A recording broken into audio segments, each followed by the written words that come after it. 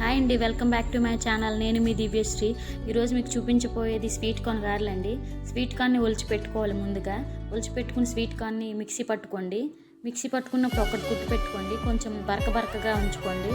అందులో 3 టేబుల్ స్పూన్ల వరిపిండి, 3 టేబుల్ స్పూన్ల శనగపిండి, 1 టీ స్పూన్ జీలకర్ర, అలాగే 1 టీ స్పూన్ జీలకర్ర, అలాగే 1 టీ స్పూన్ ధనియాల పొడి. మిర్చి కొంచెం ఎక్కువ తినే వాళ్ళు కొంచెం 3-4 వేసుకోండి. నేనైతే 3 మిర్చి వేసుకున్నాను. అలాగే 2 పెద్ద ఆనియన్స్,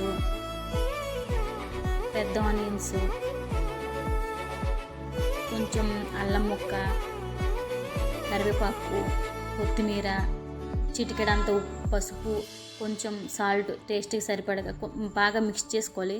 మిక్స్ చేసుకున్న తర్వాత ఆయిల్ బాగా ప్రీహీట్ అయిన తర్వాత నేను వీడియోలో చూపించిన విధంగా గారెలా చేసుకొని దాన్ని ఆయిల్